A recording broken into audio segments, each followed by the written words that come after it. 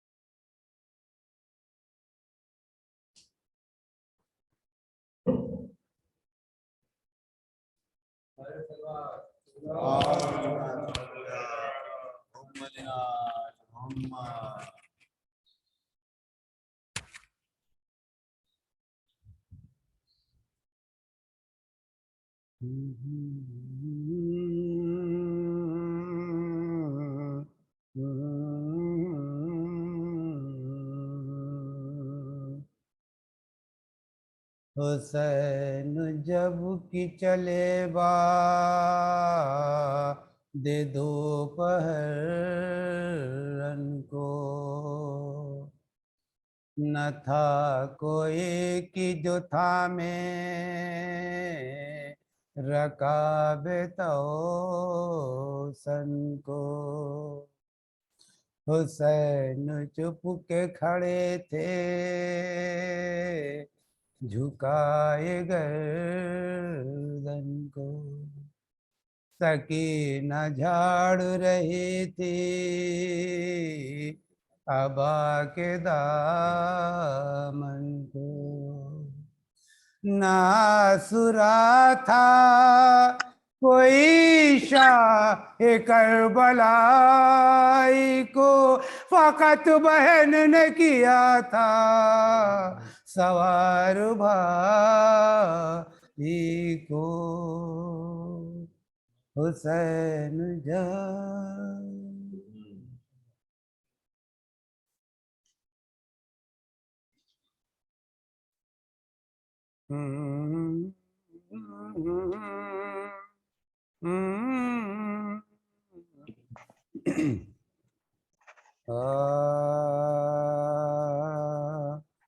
مجرئی کہتی تھی زینب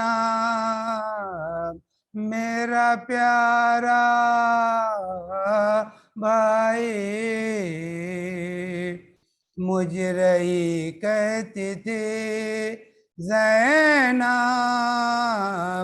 میرا پیارا بھائی آئے پردیس میں کس نے تمہیں مارا بھائی مجرئی کہتی تھی زینب میرا پیارا بھائی شمر نے پڑھنے نہ دی تم کو نماز آخر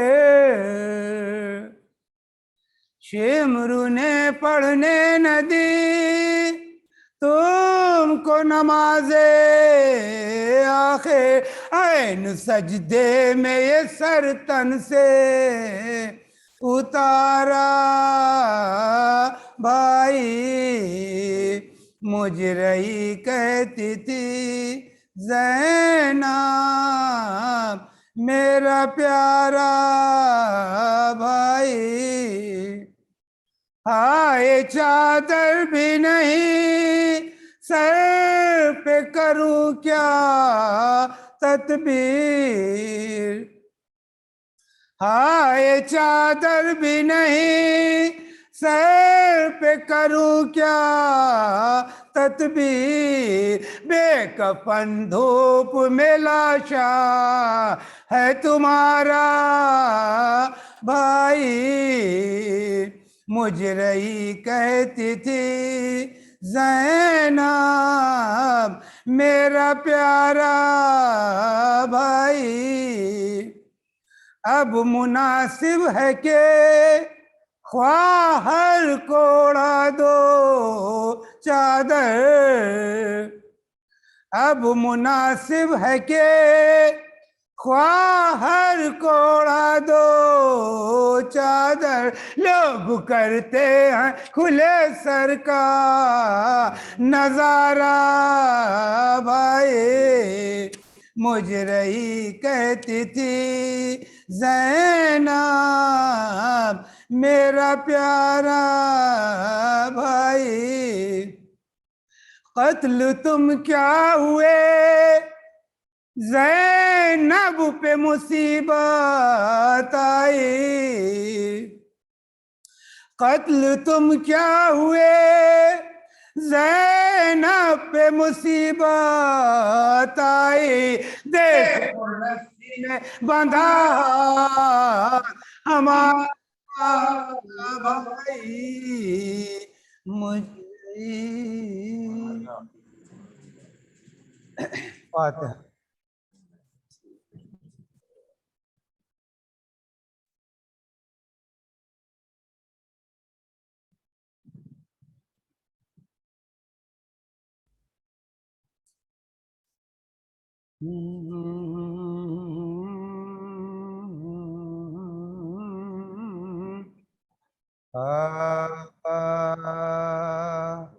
عباس کو حسین دریا پہ گرے عباس کو حسین جو دریا پہ گرے بھائی اپنے ہاتھ میرے خیر روجے یہاں پرو اصغر بھی ہو چکے سینے پہ جو پلے تھے وہ مٹی میں سو چکے سینے پہ جو پلے تھے وہ مٹی میں سو چکے تھے نو اگر ہر ایک تنے پاش پاش پر قاسم کی لاش پر کبھی اکبر کی لاش پر عباس کو حسین جو دریا پہ رو چکے لشکر میں تھا یہ شور دلاور کو مار لو ہاں شہ سوار دو پیمبر کو مار لو سیاد کو بے دیات کو مستر کو مار لو سب مر چکے ہیں آپ شہ صفدر کو مار لو سب مر چکے ہیں آپ شہ صفدر کو مار قبضے میں تیغ ظلم بھی تیرے جفا بھی ہے کہتے تھے شہ بتاؤ میری کچھ خطا بھی ہے عباس کو حسین جو دریا پہ رو چکے رحم اب کرو میں بے کس و تنہا ہوں ظالمو گزرے ہیں 3 روز کہ پیاسا ہوں ظالمو سیاد ہوں ہر امام تمہارا ہوں ظالمو سوچو ذرا میں کیس کا نواسا ہوں ظالم سوچو ذرا میں کیس کا نواسا آساں ہوں ظالم ہوگا بھلا نہ صابرو شاکر کو مار کر ارے پچھتاؤ گے غرے مسافر کو مار کر عباس کو حسین جو دریا پہ رو چکے کیوں ناریوں میں نور خدا ہوں یا نہیں کیوں باغیوں میں ہوں گل زہرا و یا نہیں بولو میں مہمان تمہارا ہوں یا نہیں اے نہر تو بتا کہ میں پیاسا ہوں یا اے نہر تو بتا کہ میں پیاسا ہوں یا نہیں کیوں اہل ظلم قائل قرآن تو ہے حسین لو سب یہ درکنار مسلمان تو ہے حسین عباس کو حسین جو دریا پہ رو چکے مد نظر ہے تم کو اگر قتل ہی میرا سن لو ایک وصیت آخر میری ذرا بچوں پہ رحم کیجیو اے قوم بے حیا زہرا سے کم نہیں میری بہنوں کا مرتبہ زہرا سے کم نہیں میری بہنوں کا مرتبہ ارے مرنے کے بعد مجھ پہ یہ احسان کیجیو زینب کے سر سے بلوے میں چادر نہ لیجیو مرنے کے بعد مجھ پہ یہ احسان کیجیو زینب کے سر سے بلوے میں چادر نہ لیجیو عباس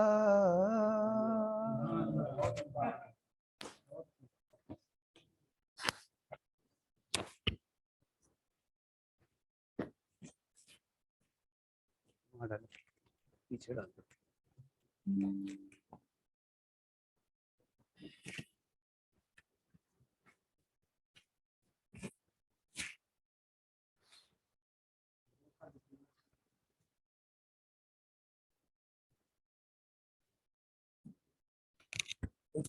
شکیل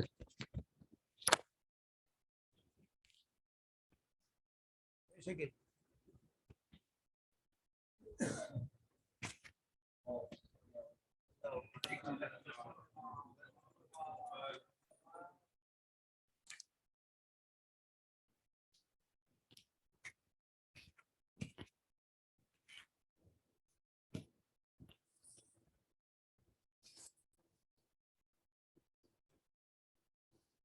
اعوذ باللہ من الشیطان الرجیم بسم اللہ الرحمن الرحیم رسول اللہ کے اوپر طرح طرح کی باتیں کہی جا رہی ہیں، تو بہرحال اس کے اوپر ایک نظم ہے. اس سے پہلے ایک آدھ باتات ملاحظہ فرمائیں.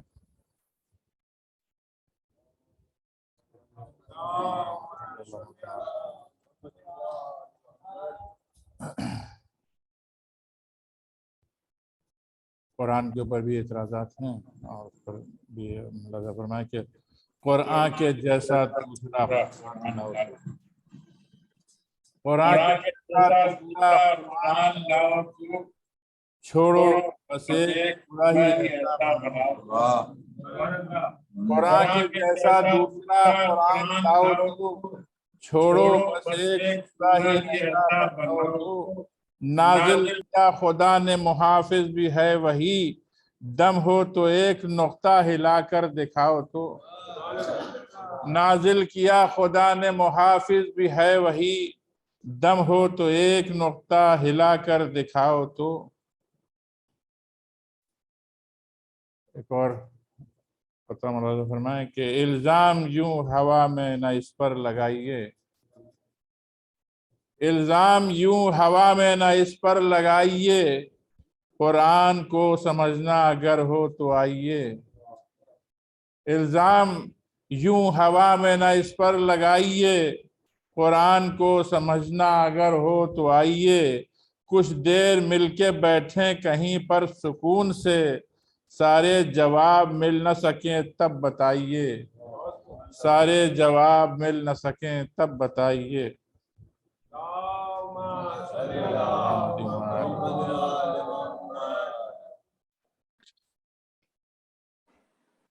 رسول اللہ کی شان میں اللہ فرمائے کرتے رہتے ہیں ہم اکثر مرسل اعظم کی بات، کرتے رہتے ہیں ہم اکثر مرسل اعظم کی بات، ایک سکون قلب ملتا ہے جو ہو خاتم کی بات، ایک سکون قلب ملتا ہے جو ہو خاتم کی بات، آپ ہر ایک دور میں ہیں رحمت للعالمین، آپ ہر ایک دور میں ہیں رحمت للعالمین، ہر زمانے کے لیے ہیں منبع علم و یقین، آپ کی صورت سے جانا کس کو کہتے ہیں جمال، آپ کی صورت سے جانا کس کو کہتے ہیں جمال، آپ کی سیرت سے مانا اصل میں کیا ہے کمال، آپ کے اخلاق سے پھیلا ہے دین کردگار، آپ کے اخلاق سے پھیلا ہے دین کردگار، آپ کے اسباق سے آیا زمانے میں نکھار، آپ کی رفتار سے ملتی ہے راہ ارتقا، ایک نعرہ صلوات ہے، آپ کے اخلاق سے پھیلا ہے دین کردگار، آپ کے اسباق سے آیا زمانے میں نکھار، آپ کی رفتار سے ملتی ہے راہ ارتقا، آپ کی گفتار ہے آئی نئے صدق و صفا، آپ کے ایثار سے انسانیت کو ہے دوام، آپ کے اطوار سے قائم ہے الفت کا نظام، آپ کے افکار میں ہے زندگی کا فلسفہ، آپ کے افکار میں ہے زندگی کا فلسفہ، آپ کے کردار سے ہوتا ہے حل ہر مسئلہ، آپ کی پاکیزگی لوگوں کو طاہر کرتی ہے، آپ کی پاکیزگی لوگوں کو طاہر کرتی ہے، آپ کی سادہ روی اچھائی ظاہر کرتی ہے، آپ کے خطبوں میں آتا ہے نظر ایک شہر علم، آپ کے خطبوں میں آتا ہے نظر ایک شہر علم، آپ کی باتوں میں شفقت، آپ کے لہجے میں حلم، آپ کے اقوال سے آنکھوں میں آ جاتا ہے نور، آپ کے افعال سے بیدار ہوتا ہے شعور، آپ کے اجداد سے روشن ہوئی راہ حیات، آپ کے اجداد سے روشن ہوئی راہ حیات، آپ کے اولاد سے اب تک ہے قائم کائنات، آپ کے اجداد سے روشن ہوئی راہ حیات، آپ کی اولاد سے اب تک ہے قائم کائنات، ایسے رہبر پر نظر ڈالو تو اٹھتا ہے سوال، ایسے رہبر پر نظر ڈالو تو اٹھتا ہے سوال، ماننے والوں پر ان کے آیا آخر کیوں زوال، ایسے رہبر پر نظر ڈالو تو اٹھتا ہے سوال، ماننے والوں پر ان کے آیا آخر کیوں زوال، آج دنیا میں مسلمان کیوں ذلیل و خوار ہے، کیوں وہ اتنا پست ہے، اب کیوں وہ بد کردار ہے، کاش کرتا پیروی وہ احمد مختار کی، کاش کرتا پیروی وہ احمد مختار کی، سنتا وہ سنجیدگی سے عطرت اطہار کی، بس نہیں چلتا مسلمان پر کبھی شیطان کا، بس نہیں چلتا مسلمان پر کبھی شیطان کا، تھامے رہتا جب وہ دامن نال اور قرآن کا، چلتا نقش پائے سرور پر تو ہوتا کامیاب، چلتا نقش پائے سرور پر تو ہوتا کامیاب، آپ کی سیرت کو اپناتا تو لاتا انقلاب، نشر پیغام رسالت کرتا وہ کردار سے، نشر پیغام رسالت کرتا وہ کردار سے، امن قائم کرتا دنیا میں ضیا وہ پیار سے، امن قائم کرتا دنیا میں ضیا وہ پیار سے۔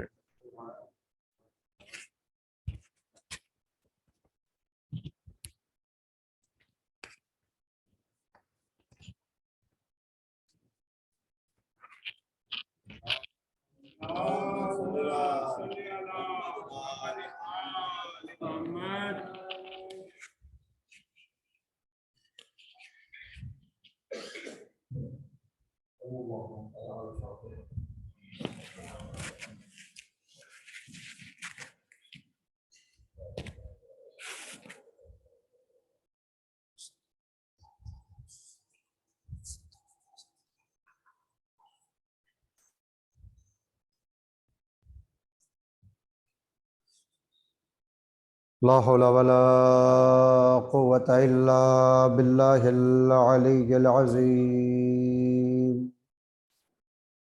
أعوذ بالله من الشيطان اللعين الرجيم. بسم الله الرحمن الرحيم.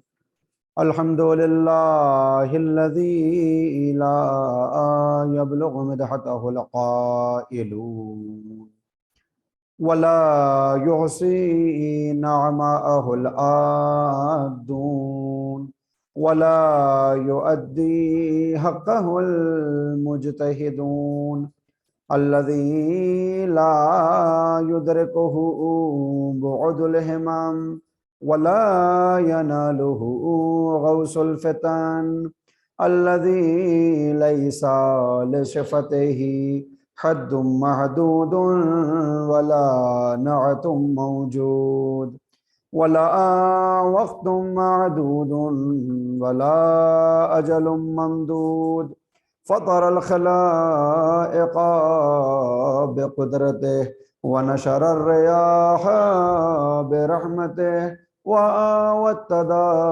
بالصخور ميدان أرضه ثم الصلاة والسلام على النبي المكي المدني الأمي القرشي الحاشمي الأبطحي التحامي أصله وسيل وفرحه طويل وكنبه كهيل وخلقه وزيم المعلن الحق بالحق بالقاسم محمد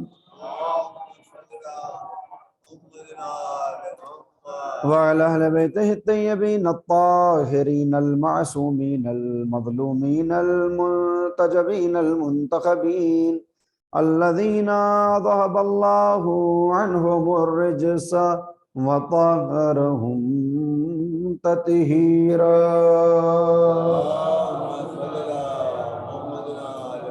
ولعنة الله على أعدائهم من الآن إلى قيام يوم الدين. أما بعد فقد قال الله سبحانه تبارك وتعالى في محكم كتابه الحكيم وهو أصدق الصادقين وقوله الحق. بسم الله الرحمن الرحيم. ولا تحسبن الذين قتلوا في سبيل الله أمواتا بل أحياء عند ربهم يرزقون. صلوات.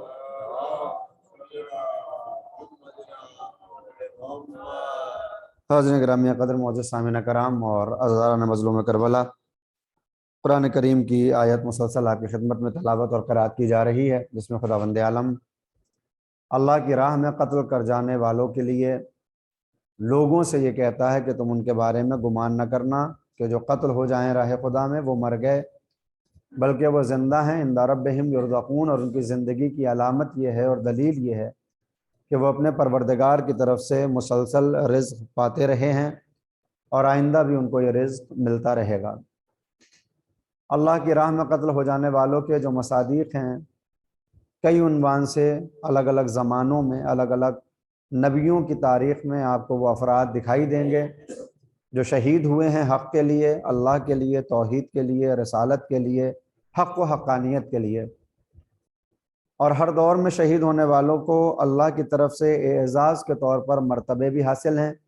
مثلا جب تک کربلا واقع نہیں ہوئی تاریخ بشریت میں، تب تک جتنے بھی افراد شہید ہوئے راہ خدا میں، ان میں سردار کا لقب اور سید کا لقب دیا گیا پیغمبر اسلام کے چچا حضرت حمزہ کو، اور کربلا کی تاریخ سے پہلے سید الشہداء کا لقب حضرت حمزہ کے پاس تھا۔ لیکن جب تاریخ کربلا لکھی گئی اور یہ واقعہ نمودار ہوا تو امام حسین اور ان کے اصحاب اور انصار اور اقربا کی شہادت کے بعد اب قیامت تک کے لیے سید الشہداء کا جو لقب ہے وہ حضرت امام حسین علیہ السلام کے لیے مخصوص ہے، اس لیے کہ حضرت حمزہ خود شہید ہوئے بڑی مظلومیت کے ساتھ ان کو شہید کیا گیا۔ البتہ یہ بھی ایک مناسبت ہے کہ کربلا والوں میں شہید ہونے والوں کے ذمہ دار بھی وہی افراد ہیں جن کا تعلق بنی امیہ سے ہے، اور حضرت حمزہ کی شہادت کے بھی ذمہ دار وہی بنی امیہ نظر آتے ہیں۔ حضرت حمزہ کے سینے کو پھاڑ کر ان کے جگر کو دانتوں سے چبانا، ان کے قتل کا حکم دینا اور ایک وحشی غلام کو آزاد کرنا، یہ ساری داستانیں آپ مسلسل سنتے رہتے ہیں۔ لہٰذا حضرت حمزہ پیغمبر اسلام کے لیے بڑے عزیز تھے، ہمیشہ یاد کرتے تھے پیغمبر اپنے چچا کو، بعض وقت آنسو بھی بہاتے تھے اور گریہ بھی کرتے تھے۔ جس روز حضرت حمزہ اس دنیا سے گئے تو پیغمبر اسلام نے اپنی ازواج اور اپنے گھر والوں کو یہ حکم دیا کہ حمزہ کے گھر جاؤ اور گھر سے کھانا لے کر جاؤ، اس لیے کہ آج میرے چچا شہید ہوئے ہیں، کسی نے کھانا نہیں کھایا ہوگا، یہ کھانا لے کر جاؤ، اور جب کھانا تم تقسیم کر دینا تو پھر قبر حمزہ پر جا کر ان کا ماتم کرنا۔ اور یہ وہ روایات ہیں، وہ عبارتیں ہیں جو تمام مسلمانوں نے اپنی کتابوں کے اندر نقل کی ہیں اور درج کی ہیں کہ حضرت حمزہ کے ماتم کے لیے پیغمبر اسلام نے اپنے گھر والوں کو حکم دیا کہ ان کا ماتم کیا جائے، ان کے گھر تک کھانا پہنچایا جائے۔ لہٰذا حضرت حمزہ کے لیے تاریخ یہ بتاتی ہے کہ پوری زندگی پیغمبر ان کو یاد کرتے رہے، ہمیشہ یاد کرتے رہے۔ جس وقت قاتل حمزہ پیغمبر اسلام کے پاس لایا گیا اور اس نے کہا کہ میں نے خطا کی ہے، میں نے غلطی کی ہے، مگر اب میں سمجھ چکا ہوں کہ میں جہالت کے دور میں زندگی گزار رہا تھا، میں بہک گیا تھا، شیطان نے مجھے یرغمال کر لیا تھا، لہٰذا اب میں آپ سے معافی مانگنے کے لیے آیا ہوں، میں لا الہ الا اللہ کہوں گا اور آپ کا کلمہ پڑھ لوں گا، مسلمان ہو جاؤں گا۔ پیغمبر اسلام کے جو اپنے چچا کو بہت زیادہ عزیز رکھتے تھے، ہونا تو یہ چاہیے تھا کہ پیغمبر انتقام لیتے، مگر پیغمبر اسلام نے انتقام نہیں لیا، بلکہ کہا میں نے راہ خدا میں تمہیں معاف کیا، لیکن چونکہ اپنے چچا سے بہت محبت تھی لہٰذا آج کے بعد میری نگاہوں کے سامنے مت آنا، اس لیے کہ جب جب میں تمہیں دیکھوں گا تب تب مجھے اپنے چچا کی یاد آئے گی اور میرے دل کے اندر وہ بغض پیدا ہو جائے گا، بغض یعنی مثبت معنی میں، اپنے چچا کے قاتل کو دیکھ کر وہ ساری باتیں یاد آئیں گی اور کہیں نہ کہیں تمہارے لیے وہ بہتر ثابت نہیں ہوگا، لہٰذا مجھ سے دور رہنا، میری نگاہوں کے سامنے نہ رہنا۔ پیغمبر اسلام کی یہ سیرت بتا رہی ہے کہ قاتل اگر مسلمان بھی ہو جائے تو بھی اس لائق نہیں ہوتا کہ بزم رسالت میں اس کو شامل کیا جائے۔ کاش متوجہ ہوں آپ۔ پیغمبر اسلام کے جو کہتے ہیں کہ بعثت لأتم مکارم الاخلاق، میں اخلاق کو اعلیٰ کردار پر پہنچانے کے لیے مبعوث ہوا، جس کے اخلاق کی قسموں کو قرآن کریم کھا کھا کے یہ بیان کر رہا ہو، انک لعلی خلق عظیم، آپ اخلاق کے اعلیٰ درجات پر فائز ہیں، وہ پیغمبر یہ کہہ رہا ہے کہ چونکہ تم میرے چچا کے قاتل ہو لہٰذا میری نگاہوں سے دور رہنا۔ امام حسین علیہ السلام کی مظلومانہ شہادت اور ان کے ساتھ ان کے انصار اور اقربا کی شہادت کو جب ہم دیکھیں گے تو پھر یہ ظاہر ہے کہ فطرت کی بنیاد پر، پیغمبر اسلام کی محبت کی بنیاد پر، اللہ کی الوہیت کو ماننے کی بنیاد پر ہمیں ان تمام قاتلوں سے نفرت ہوگی کہ جو کہیں نہ کہیں شریک ہیں سرکار سید الشہداء حضرت امام حسین علیہ السلام کے قتل اور ان کی شہادت میں۔ لہٰذا ان سے متنفر ہیں ہم ان سے تبرہ کرتے ہیں، اس لیے کہ یہ اللہ کا حکم ہے۔ جب ہم عبادات کی فہرست کو اٹھاتے ہیں تو ہمیں نماز نظر آتی ہے، روزہ نظر آتا ہے، حج و زکوٰۃ و خمس و جہاد، اور پھر فہرست میں اس کے آخر میں جا کر تولا یا تولی، تبرع اور تبری نظر آتا ہے کہ جس کو ہم نے الگ عنوان نام دے دیا ہے، الگ عنوان دے دیا ہے۔ اور اب یہ ہم سمجھتے ہیں کہ صاحب تبرع کا مطلب جو ہے وہ گالم گلوج ہے، معاذ اللہ یا نعوذ باللہ، یا کسی کو برا کہنا اس انداز میں کہ اس کے چاہنے والوں کو برا لگ جائے۔ یہ ساری تعریفیں جو کی گئی ہیں یہ سب عبث اور غلط ہیں، اس لیے کہ جب آپ اس لفظ کو آپ دیکھیں گے عربی زبان میں جا کر تو تبرہ براعت کو کہتے ہیں، اور اللہ کی طرف سے یہ تبرہ پہلے سے قرآن میں موجود ہے۔ ایک پورا سورہ براعت کے نام سے ہم پڑھتے ہیں، جسے سورہ توبہ کا نام دیا گیا ہے۔ آغاز ہی ہوتا ہے کہ اللہ ایسے لوگوں سے بری ہے، یعنی اللہ نے اپنا معاملہ ان سے جدا کر لیا ہے۔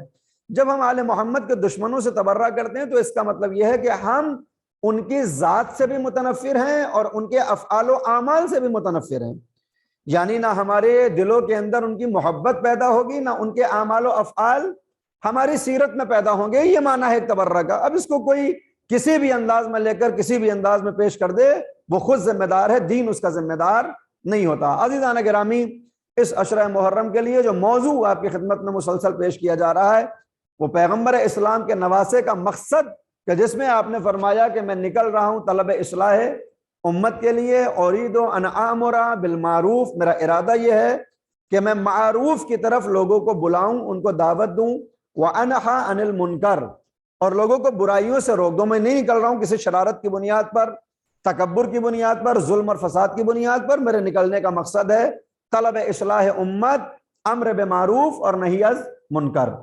یعنی سرکار سید الشہداء نے اپنے قیام کے مقصد میں امر بالمعروف و نہی از منکر کو شامل کیا۔ یہ وہ متروک عبادت ہے آج کے دور میں کہ ہم تمام افراد کہیں نہ کہیں اس عبادت سے دور ہیں، اور یہ صرف عبادت نہیں بلکہ مقصد کربلا ہے۔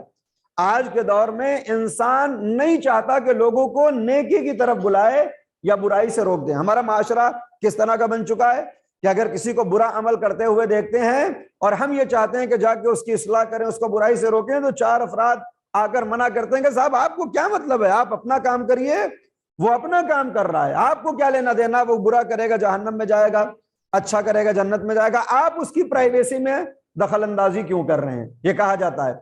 اور یہ اتنا عام ہو چکا ہے کہ آج سے تقریباً 30-35 برس پہلے اور اس سے پہلے اور شدت پائی جاتی تھی اس کے اندر، کہ ہمارے محلوں کا اور ہمارے بزرگوں کا طریقہ یہ ہوتا تھا کہ محلے والوں سے یہ کہہ دیتے تھے کہ ہمارے بچے کو اگر کہیں غلط جگہ پر دیکھنا تو ٹوک دینا، تم کو پوری اجازت ہے، لہٰذا اگر تم مار کے بھی وہاں سے بھگا دو گے تو ہم برا ماننے والے نہیں ہیں۔ اور اس بچے کے لیے تربیت کرنے والے صرف اس کے گھر میں نہیں بلکہ پورے محلے کے اندر وہ بزرگ افراد ہوا کرتے تھے اور وہ تربیت کرتے تھے، اور اس تربیت کا انداز یہ ہوتا تھا کہ آج بھی وہ نسل باقاعدہ تربیت یافتہ دکھائی دیتی ہے۔ مگر پچھلے 20 برس میں 30 برس میں یورپ کا فلسفہ اور ان کی تھیوری اتنی زیادہ ہمارے اندر شامل ہو گئی کہ اب اگر کوئی بزرگ ہمارے بچوں کو کچھ کہہ بھی دے تو بغیر یہ سوچے سمجھے ہوئے کہ کیا کیا ہوگا اور کیا کہا ہوگا، ہم لڑنے کے لیے آمادہ ہو جاتے ہیں کہ صاحب آپ کی ہمت کیسے ہوئی کہ آپ نے ہمارے بچے کو کچھ بھی کہہ دیا یا کسی بات سے روک دیا۔ جبکہ دین کیا کہہ رہا ہے؟ دین یہ کہہ رہا ہے کہ آپ کی ذمہ داری یہ ہے کہ اگر کوئی نیکی کے راستے پر نہیں چل رہا ہے تو آپ اس کو دعوت دیجئے کہ وہ نیکی کے راستے پر جائے۔ اگر کوئی برائی کے راستے پر بڑھ رہا ہے تو آپ کی یہ ذمہ داری ہے، صرف ذمہ داری نہیں واجب ہے آپ کے اوپر۔ اس لیے کہ فروع دین کے جو آپ فہرست اٹھا کر دیکھتے ہیں اس میں نماز، روزہ، حج، زکوٰۃ، خمس و جہاد کے بعد جو 2 عبادتیں نظر آتی ہیں وہ امر بالمعروف اور نہی از منکر ہے۔ یعنی اللہ نے، ہمارے انبیاء نے، ہمارے ائمہ نے امر بالمعروف یعنی نیکی کی طرف بلانا اور برائیوں سے روکنا، اس کو نماز کے برابر میں لے جا کر کھڑا کر دیا۔ جیسے نماز آپ کے اوپر واجب ہے ویسے ہی لوگوں کو نیکی کی طرف بلانا آپ کے اوپر واجب ہے۔ جیسے روزہ آپ کی ذات کے اوپر واجب ہے ویسے ہی لوگوں کو برائی سے روکنا آپ کے اوپر واجب ہے۔ اگر ہم اس عمل کو انجام نہیں دے رہے ہیں تو ایک واجب کو ترک کر رہے ہیں۔ کیوں یہ واجب ترک کیا گیا؟ بہت سی اس کے اسباب ہو سکتے ہیں۔ جو مجھے سمجھ میں آیا وہ یہ کہ شاید ایک سبب یہ ہے کہ بقیہ عبادت جب ہم انجام دیتے ہیں تو ہمارے اوپر ایک ٹائٹل لگ جاتا ہے جو بڑا اچھا لگتا ہے۔ کوئی نماز پڑھنے لگے تو سب کہتے ہیں صاحب بڑا نمازی ہے، اور اب یہ اپنے آپ میں خوشحال ہو جاتا ہے کہ لوگ مجھے نمازی کہتے ہیں۔ اگر کوئی روزہ رکھتا ہو تو کہا جاتا ہے کہ صاحب یہ بڑے روزہ دار ہیں، ماہ رمضان کا بھی روزہ رکھتے ہیں، پورے سال کے بھی یہ روزے ترک نہیں کرتے۔ حج پہ کوئی چلا جائے تو اس کے نام کیا گیا، ہم الحاج اور حاجی لگا دیتے ہیں، ہے نا۔ کوئی زیارت پر چلا جائے تو ہم اسے کہتے ہیں زائر امام حسین۔ چونکہ ہر عبادت کے بعد ایک عنوان ہماری ذات پہ صادق آ جاتا ہے، ہم ہر عبادت کو کرنا چاہتے ہیں۔ مگر امر بالمعروف اور نہی از منکر کے بعد اگر کوئی لوگوں کو نیکی کی طرف بلانے لگے اور برائی سے روکنے لگے تو کوئی ایسا عنوان اس کو چونکہ بظاہر نہیں ملتا کہ جو عوام کے اندر اور لوگوں کے اندر ممدوح ہو، بلکہ لوگ اس سے دامن چھڑانے لگتے ہیں کہ صاحب فلاں صاحب آ رہے ہیں، چلو چل دیتے ہیں، وگرنہ کسی نہ کسی نیک کام کی طرف دعوت دے دیں گے، چلو اٹھ کے چلتے ہیں، کہیں ایسا نہ ہو وہ دیکھ لیں اور پھر وہ اپنا لیکچر شروع کر دیں۔ چونکہ ان 2 عبادتوں کے بعد بظاہر لوگ دور جانا چاہتے ہیں، لہٰذا ہم نے ان 2 عبادتوں کو چھوڑ دیا، ہم نے امر بالمعروف کو چھوڑ دیا، نہی از منکر کو چھوڑا۔ پیغمبر اسلام کا نوازہ کہہ رہا ہے اُرید ان آمر بالمعروف، میرے جہاد کا مقصد یہ ہے، میرے قیام کا مقصد یہ ہے، میرے خروج کا مقصد یہ ہے کہ میں لوگوں کو نیکی کی طرف بلاؤں اور برائیوں سے روک دوں۔ اللہ اکبر۔ مولا متقیان حضرت علی ابن ابی طالب علیہ الصلوۃ والسلام نہج بلاغہ کے اندر ارشاد فرماتے ہیں کہ نیکیاں، تھوڑی سی توجہ چاہتا ہوں، امام فرماتے ہیں کہ اگر تمام نیکیوں کو ایک جگہ جمع کر دیا جائے، تمام نیکیوں کو، اس میں نماز بھی ہے، روزہ بھی ہے، حج و زکوٰۃ و خمس بھی ہے، فرمایا کہ اگر ساری نیکیوں کو ایک جگہ پر جمع کر دیا جائے تو یاد رکھنا ساری نیکیاں ایک قطرے کی مانند ہوں گی اس دریائے مواج کے سامنے. اب آپ محسوس کر سکتے ہیں کہ ایک پورا دریا ہو کہ جس میں موجیں آ رہی ہوں, اس کی قدر و قیمت کیا ہے, اس کی وسعت کیا ہے, اس کا طول و عرض کیا ہے, اس کے مقابلے پر ایک قطرہ. مولا فرماتے ہیں کہ تمام نیکیاں قطرہ نظر آتی ہیں, اور یہ امر بالمعروف اور نہی از منکر مواج سمندر نظر آتا ہے. یعنی نیکیوں میں اگر ہم دیکھیں کہ نماز, جہاں جس کے لیے کہا گیا ان قبلت قبل ما سواہا, ان ردت رد ما سواہا, نماز قبول تو سب قبول, نماز رد تو سب رد, مگر مولا فرما رہے ہیں یہ نماز بھی قطرہ نظر آتی ہے امر بالمعروف کے مقابلے میں, نہی از منکر کے مقابلے میں. کیوں؟ اس لیے کہ اللہ نے ہمیں اس دنیا کے اندر بھیجا ہے. یہ عالم اسباب و مسببات ہے, سبب و مسببات, یہ اللہ اکبر, یہ کاز اور ایفیکٹ کی دنیا ہے. ہم یہاں اسپیس میں نہیں رہ رہے ہیں کہ بس اپنے کو بہتر کر لیں اور بات ختم ہو جائے گا, نہیں, یہ رشتوں کی دنیا ہے, یہ ارتباط کی دنیا ہے. جس عالم میں ہم رہ رہے ہیں یہاں رشتے ہیں, یہاں ناطے ہیں, یہاں ارتباط ہے دوسروں سے. چونکہ ارتباط ہے, لوگوں کے درمیان رہ رہے ہو, لہذا صرف اپنے کو نیک بنا لو گے تو کافی نہیں ہوگا. سورہ تحریم میں اللہ نے مومنوں کو دعوت دی ہے. قرآن کریم کی جب آپ آیتیں اٹھائیں گے تو اللہ نے 89 مرتبہ مومنوں سے باتیں کی ہیں. کبھی ہم سوچتے بھی نہیں کہ اللہ نے ہم سے باتیں, ہم سب کا دعویٰ یہ ہے کہ ہم مومن ہیں, ہم سب کا دعویٰ ہے کہ ہم مومن ہیں, مگر ہم قرآن میں کبھی یہ بھی نہیں اٹھا کر دیکھتے کہ اللہ مومن سے کہہ کیا رہا ہے. 89 مرتبہ اللہ کہتا ہے یا ایھا الذین آمنو, اے ایمان والو, میں تم سے کچھ باتیں کرنا چاہتا ہوں, اور اس کے بعد اللہ کچھ حکم دیتا ہے یا کسی بات سے روکتا ہے. انہی 89 خطاب میں ایک خطاب سورہ تحریم کی آیت نمبر 6 میں نظر آتا ہے, یا ایھا الذین آمنو قوا انفسکم واہلیکم نارا, اے ایمان والو اپنے آپ کو اور اپنے اہل و عیال کو جہنم کی آگ سے بچا لو. وقودھا الناس والحجارہ, کہ اس جہنم کا ایندھن انسان ہیں اور پتھر ہیں. یعنی اس آیت میں اللہ نے اعلان کر دیا کہ انسان صرف اپنے آپ کو جہنم سے بچا لے, خود نیک عمل انجام دیتا رہے اور برے اعمال سے بچتا رہے, یہ کافی نہیں ہوگا. قوا انفسکم, اپنے آپ کو بچاؤ, اپنے آپ کو بچاؤ. واہلیکم نارا, اور اپنے اہل و عیال کو بچاؤ. لہذا معلوم یہ ہوا کہ انسان کے لیے جہاں خود اس کی ذات پر نماز واجب ہے, روزہ واجب ہے, وہی اس کے اوپر یہ بھی واجب ہے کہ وہ اپنے اہل و عیال کو نماز کی دعوت دے, وہ اپنے اہل و عیال کو روزے کی دعوت دے, وہ اپنے اہل و عیال کو امر بالمعروف, کیا معروف کا امر کرے اور نہی از منکر یعنی برائیوں سے روکے. یہ بات ہوئی اہل و عیال کے لیے. تو کیا بس یہ ذمہ داری بس گھر کے اندر ختم ہو جاتی ہے کہ اپنے کو نیک بنا لیا, اہل و عیال کو نیک بنا لیا اور بات ختم ہو جائے؟ کہا نہیں نہیں. سورہ غالباً توبہ کی 71ویں آیت میں خداوند عالم پھر مومنوں کو پکار کر کہتا ہے والمؤمنون والمؤمنات, اللہ اکبر, بعضهم اولیاء بعض, یہ مومنین و مومنات ان میں بعض کے اولیاء ہوتے ہیں. یہ جو مومنین ہیں دنیا میں تمام, جو اپنے آپ کو مومن کہتے ہیں, جو اپنے آپ کو مومنہ کہتی ہیں, یہ ایک دوسرے کے اولیاء ہیں, ولی ہیں. بعضهم بعض, یہ بعض کے اولیاء ہیں اور ولی ہیں. کیا ہیں جب یہ ولی ہیں؟ ولی کا مطلب سرپرست. کیا کرتے ہیں؟ یأمرون بالمعروف وینہون عن المنکر. چونکہ ایک مومن دوسرے مومن کا سرپرست ہے, ایک مومنہ دوسرے مومنہ کی ولی اور ولیہ ہے, لہذا ذمہ داری کیا ہے؟ یأمرون بالمعروف, یہ ایک دوسروں کو معروف کا امر کرتے ہیں, نیکی کی طرف بلاتے ہیں. وینہا عن المنکر, اور یہ روکتے ہیں برائیوں سے. یقیمون الصلاۃ ویؤتون الزکوٰۃ, یہ نمازیں پڑھتے ہیں, یہ روزہ رکھتے ہیں. لہذا اللہ نے نہ صرف انسان کو اپنا ذمہ دار بنایا, اپنے اہل و عیال کا ذمہ دار بنایا, بلکہ معاشرے کے اندر مومن کی ذمہ داری رکھی کہ وہ دوسرے مومن کو نیکی کی طرف بلائے. امام فرما رہے ہیں میں اسی نیکی کو عام کرنے کے لیے جا رہا ہوں, اسی معروف کی طرف بلانے جا رہا ہوں, انہی برائیوں سے روکنے جا رہا ہوں. اس لیے کہ جو معروف تھے ان کو منکر بنا دیا گیا ہے, جو منکر تھے انہیں معروف بنا دیا گیا ہے. یزید شراب کے نشے میں بیٹھ کر پیغمبر اسلام کی مسند پر بیٹھ کر کہتا ہے کہ لعبت ہاشمیون بالملک فلا, یہ تو بنی ہاشم کا ایک ڈھونگ تھا, یہ تو ان کا ایک کھیل تھا ملکیت کو حاصل کرنے کے لیے, وگرنہ نہ کوئی نبی آیا, نہ کوئی رسول آیا, نہ کوئی وحی آئی. پیغمبر اسلام کے نواسے نے دیکھا کہ یہ دین کا انکار کر رہا ہے, یہ اسلام کا انکار کر رہا ہے, لہذا اس دین کے نام پر, جس دین کے نام پر یہ آ کر اس مسند رسالت پر بیٹھا ہے, اس رسالت کا انکار کر رہا ہے. یعنی جو امر ہے, جو معروف ہے, اس کو منکر بنا رہا ہے, اور جو منکر ہے اس کو معروف بنا رہا ہے. شراب پی رہا ہے, جو برا عمل ہے اس کو عام کر رہا ہے. پیغمبر کے نواسے نے کہا کہ اب ذمہ داری ہے کہ میں لوگوں کو نیکی کی طرف بلاؤں اور برائیوں سے روک دوں. اللہ اکبر. عزیزان گرامی، یہ امر بالمعروف اور نہی از منکر ختم ہوتا چلا جا رہا ہے. ہماری اور آپ کی ذمہ داری ہے کہ ہم مجالس کے اندر ان کو عام کریں، لوگوں کو یاد دلائیں کہ وہ جو عمل تھا واجب آپ کے اوپر وہ ساقط نہیں ہوا ہے. ہم نے مجالس کو ایک دوسرے ڈھنگ سے پیش کرنا شروع کر دیا. ہم نے یہ سمجھ لیا کہ مجالس کا مطلب بس یہ ہے کہ کربلا کی جو داستان ہے اور جو واقعہ ہے وہ بیان کر دیا جائے، امام حسین کا جو مرتبہ ہے وہ سنا دیا جائے، اور ذمہ داری ختم نہیں. ذمہ داری ختم نہیں ہوتی. دیکھیں میں یہ جو مجلسیں پڑھتا ہوں، جس طرح سے میں بھی اس انداز میں مجلس پڑھ سکتا ہوں جس انداز کے آپ خواہش مند ہیں یا آپ سوچتے ہیں کہ مجلس اس کو کہتے ہیں.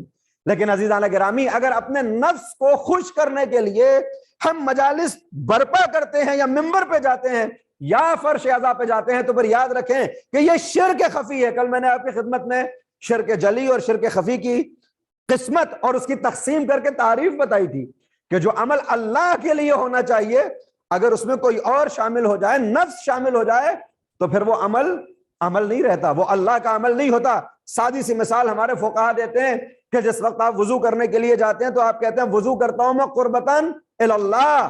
یہ وضو کس کے لیے؟ قربت کے لیے. اور آج ایک نیا فیشن آ گیا ہے، ہر انسان کے پاس موبائل اور ہر انسان کے پاس یوٹیوب اور اس طرح کے چینل ہیں. کوئی بھی حدیث کہیں سے اٹھائی، جیسے دین کو چاہا ویسے سمجھا اور لوگوں کے سامنے پیش کر دیا. لہٰذا اب ایک نیا شوق چڑھا ہوا ہے ہمارے جوانوں کے اندر کہ دین کی باتوں کو اپنے ذاتی مفاد میں پیش کرنے کی کوشش کی جاتی ہے، چاہے وہ اسلام سے اس کا تعلق ہو یا نہ ہو، چاہے وہ انبیاء اور اوصیاء نے بتایا ہو یا نہ بتایا ہو. صاحب وضو کا ایک فائدہ یہ ہے کہ دماغ کی ایک رگ سرد رہتی ہے. وضو کا ایک فائدہ یہ ہے کہ چہرہ دھلا رہتا ہے. نماز کا ایک فائدہ یہ ہے کہ بدن صحیح و سالم رہتا ہے. نہیں، اگر کوئی اس بنیاد پر نماز پڑھنے کے لیے جا رہا ہے کہ یوگا میں اور نماز میں کوئی فرق نہیں ہے، ورزش میں اور نماز میں کوئی فرق نہیں، اس نیت کے ساتھ نماز پڑھتا ہے، اللہ کہتا ہے اس نماز کو قبول نہیں کروں گا. میں نے ورزش کے لیے نماز نہیں بتائی ہے، میں نے یوگا کا بدل نماز کو قرار نہیں دیا ہے، تم سے کہلوایا ہے.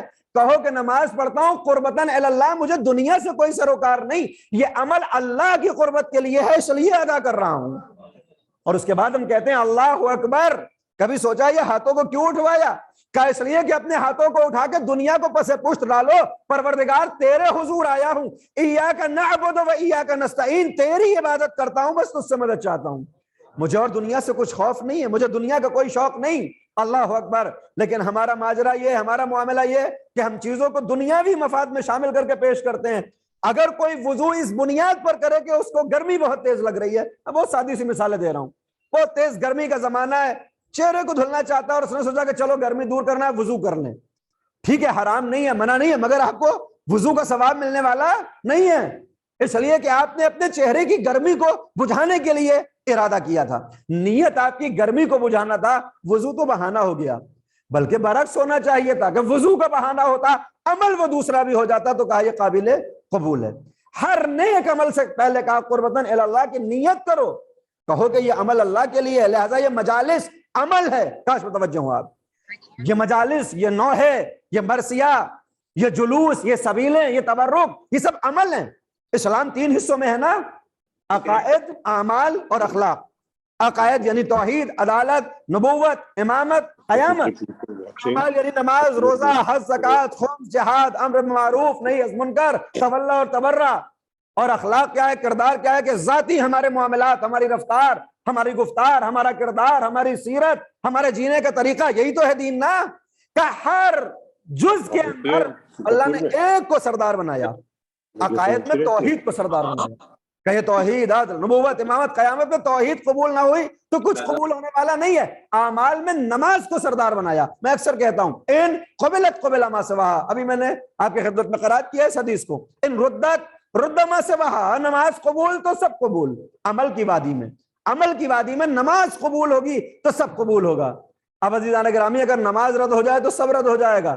سوال یہ پیدا ہوتا ہے کہ جو ہم ماہ محرم میں یہ جو اعمال انجام دیتے ہیں، چاہے وہ مجلس میں شرکت کرنا ہو، چاہے مجلس کو برپا کرنا ہو، چاہے جلوس کو امام بارگاہ سے نکالنا ہو، چاہے جلوس میں شرکت کرنی ہو، چاہے امام حسین کے نام پر سبیلیں پلانی ہو، چاہے امام حسین کے نام پہ تبرک تقسیم کرنا ہو، یہ سب عمل ہے. عمل ایکٹ ہے نا، یہ فعل ہے، یہ ہم عمل انجام دیتے ہیں. بیٹھنا عمل ہے، سننا ایک عمل ہے، پڑھنا ایک عمل ہے, کھلانا ایک عمل ہے, کھانا ایک عمل ہے. یہ سب کب قبول ہوگا؟ ان قبلت قبل ما سواہا. اگر نماز قبول ہوگی تو شرکت عزاداری قبول ہوگی, اگر نماز قبول ہوگی تو تبرک قبول ہوگا, اگر نماز قبول ہوگی تو پھر یہ ذاکری اور نوحہ خوانی اور یہ مجالس اور یہ تبرک اور یہ سبیلیں قبول ہوں گی. نماز قبول نہ ہو تو کچھ نہ قبول ہوگا. نماز کیسے قبول ہوگی؟ جب قربت کے لیے پڑھی جائے گی. لہٰذا اب اس قربت کے آئینے میں جو عمل قربت الہی کے لیے ہو وہ پہنچے گا قبولیت کی منزل تک. لہٰذا تبرک کو تقسیم کرنے سے پہلے نیت کریں کہ پروردگار یہ قربت الہی کے لیے تبرک تقسیم کیا جا رہا ہے. مجالس میں شرکت کریں تو باوضو ہو کر بیٹھیں, یا مراجع کرام کی نصیحت ہے, بیٹھنے کے بعد کہیں قربتاً اللہ اس مجلس میں بیٹھا ہوا ہوں. مجلس کو پڑھیں تو نیت کریں کہ یہ قربتاً اللہ مجلس کو خطاب کیا جا رہا ہے. نوحہ خوانی کریں تو قربتاً اللہ کسی کو نہیں شامل کرنا ہے, اللہ کے لیے ہو رہی ہے.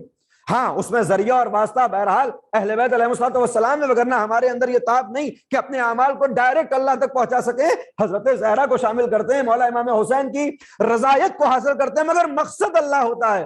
لیکن جس دن مجالس کی خوشنودی اور مجالس کا مقصد لوگوں کو راضی کرنا ہو جائے, تبرک تقسیم کرنا صرف اس لیے ہو جائے کہ لوگ یہ کہیں کہ صاحب بڑا اچھا تبرک تقسیم کیا تھا, دسترخوان اس لیے لگائے جانے لگے کہ صاحب محرم کے 2 مہینے کے بعد چرچے ہوتے رہیں کہ صاحب کیا غذائیں انہوں نے دے دی, تو یہاں امام حسین شامل نہیں ہے, یہاں اللہ شامل نہیں, یہاں لوگوں کی خوشنودی شامل ہے. عزیزان گرامی, یہ درد دل ہے جو بیان کر رہا ہوں. امام حسین نے انہی سب بدعتوں کو ختم کرنے کے لیے کہ جب اپنی مرضی کا دین لوگ لے کر چلنے لگے, جب سنتوں کو تعطیل کیا جانے لگا, جب بدعتوں کو ایجاد کیا جانے لگا, جو دین تھا اس کو رخصت کیا جانے لگا, جو دین میں نہیں تھا اس کو دین بنایا جانے لگا, تڑپ گیا پیغمبر کا نواسا, میں نکل رہا ہوں اصلاح امت کے لیے, امر بالمعروف, میں امر بالمعروف کروں گا, نہی از منکر کروں گا, لوگوں کو برائی سے بچاؤں گا. اللہ اکبر. آپ جانتے ہیں کہ کسی نبی کے زمانے میں عذاب آیا خداوند عالم کی طرف سے, نبی کا گزر ہوا, دیکھا تمام افراد معذب ہیں, اللہ کا عذاب ان کے اوپر آیا ہوا ہے, جا چکے ہیں دنیا سے, تباہ و برباد ہو چکے ہیں. نبی جب گزرنے لگے تو اپنے ہاتھوں کو اٹھایا, پروردگار یہ ان کے اوپر عذاب کیوں آیا ہے, اور کوشش یہ کی ہے اور دعا یہ کی ہے کہ انہی معذب افراد کو کہ جن کے اوپر عذاب آیا ہوا ہے کسی سے دریافت کریں کہ یہ عذاب کیوں آیا ہے. لہذا ایک کو حکم دیتے ہیں, ذرا اٹھو اور مجھے بتاؤ کہ تمہاری قوم کے اوپر عذاب کیوں آیا ہے. خطاب کیا ہے نبی نے. نبی کے اندر یہ طاقت ہے کہ اذن الہی سے وہ مردوں سے کلام کر سکتا ہے. کہا کوئی اٹھے اور مجھے بتائے کہ تمہارے اوپر عذاب کیوں آیا. ان افراد میں جو سب تباہ و برباد پڑے تھے, ایک شخص فوراً خداوند عالم نے اس کو زندہ کیا, وہ کھڑا ہوا, پیغمبر کو سلام کیا اور کہا کہ صاحب ہم بہت برے اعمال انجام دیتے تھے, بہت خراب کام کیا کرتے تھے, اللہ کو بھول چکے تھے, اللہ نے ہمارے اوپر عذاب وارد کر دیا. پیغمبر کا سوال دوسرا سنے اور محسوس کریں, کہا یہ بتاؤ میں نے تمہارا نام تو نہیں لیا تھا, میں نے تو کہا تھا کوئی بھی اٹھ کے جواب دے, تم کیوں اٹھے اور بقیہ کیوں نہیں اٹھے. یہ کہتا ہے اس لیے کہ میں ان میں سے نہیں تھا. کاش متوجہ ہوں آپ, میں ان میں سے نہیں تھا. کہا مطلب کہ میں نیک عمل انجام دیتا تھا, میں برے اعمال سے دور تھا, میں اللہ والا تھا. اب پریشان ہوا وہ نبی کہ جو تم اللہ والے تھے, نیک عمل انجام دیتے, برائی سے دور تھے, تو پھر عذاب خدا میں گرفتار کیوں ہوئے. اللہ اکبر. عذاب خدا میں گرفتار کیوں ہوئے. فوراً ملک آیا آسمان سے اور نبی خدا سے کہا اس لیے کہ یہ خود تو نیک تھا مگر دوسروں کو نیکی کی طرف نہیں بلاتا تھا. یہ خود تو برائی سے بچتا تھا مگر یہ دیکھ رہا تھا کہ معاشرے میں برائیاں پھیلی ہوئی ہیں مگر ان کو دور کرنے کی کوشش نہیں کرتا تھا. لہذا جب عذاب آیا تو ان کو اس بنیاد پر عذاب ہوا کہ وہ برے اعمال کر رہے تھے, اس کو اس لیے عذاب ہوا کہ اس نے اپنی اس ذمہ داری کو کہ امر بالمعروف کرے اور نہی از منکر کرے اس کو نہیں نبھایا, لہذا دوسری عبادات اس کے کام نہیں آئی. لہذا عزیزان گرامی, ذمہ داری ہے ہماری کہ ہم اپنے آپ کو بہتر بنائے. کل میں نے آپ کی خدمت میں پیش کیا تھا, اصلاح نفس ضروری ہے, ہر انسان اپنے کو بہتر بنائے مگر اس کے بعد اپنے اہل و عیال اور پھر اپنے معاشرے کو بہتر بنانے کی کوشش کرے. یورپ نے جو تھیوری ہمارے سامنے پیش کی اور جو فلسفہ پیش کیا, آج وہاں ماحول یہ ہو چکا ہے کہ ایک باپ اپنے بیٹے کو امر بالمعروف نہیں کر سکتا, برائی سے نہیں روک سکتا. وہ ڈائل کرتا ہے 100 نمبر اور 911 اور فوراً پولیس آ جاتی ہے کہ تمہاری ہمت کیسے ہوئی کہ تم نے اپنے بیٹے کو نیکی کا حکم دیا اور برائی سے روکنے کی کوشش کی. عزیزان گرامی, یہ اسلام کے مقابلے میں قانون بنائے گئے ہیں.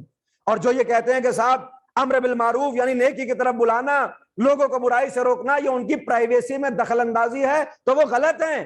اسلام سے زیادہ پرائیویسی کی حفاظت کون کرتا ہے؟ اسلام نے جاسوسی کو حرام قرار دیا. کیا کسی کا دروازہ کھلا ہے؟ حرام ہے تمہارے اوپر کہ تم دروازے میں نگاہ ڈالو کہ اندر کیا ہو رہا ہے. کسی کا کوئی نامہ کوئی خط رکھا ہوا ہے، اجازت نہیں ہے دین کی طرف سے کہ تم اس کا لیٹر اس کی اجازت کے بغیر پڑھ سکو. آج کے زمانے میں موبائل ہے، اسلام سختی سے منع اور حرام کرتا ہے. اجازت نہیں ہے آپ کو کہ کسی دوسرے کے موبائل کو اٹھا کر آپ اپنی مرضی سے استعمال کریں. اسلام سے زیادہ پرائیویسی کا کون خیال کرتا ہے؟ مگر امر بالمعروف اور نہی از منکر کا معاملہ پرائیویسی کا نہیں ہے، کیونکہ اس کی خرابیاں معاشرے کے اوپر اثر انداز ہوتی ہیں، معاشرے کے اوپر اثر انداز ہوتی ہیں. مولا امام رضا غریب صلوات بھیجیں اور محمد و آل محمد.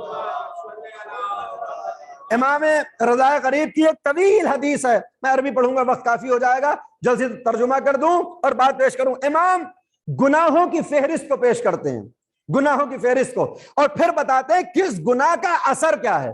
امام فرماتے ہیں کہ یہ گناہ کرو گے تو یہ اثر ہوگا، یہ گناہ کرو گے. آپ دعائے کمیل پڑھتے ہیں نا، اللہم اغفر لی الذنوب التي تحبس الدعاء، اللہم اغفر لی الذنوب التي تنزل النقم، اللہم اغفر لی الذنوب التي تنزل النقم تغیر النعم تحبس الدعاء. اللہ میرے ان گناہوں کو معاف کر دے جو نعمتوں کو نقمتوں سے بدل دیتے ہیں.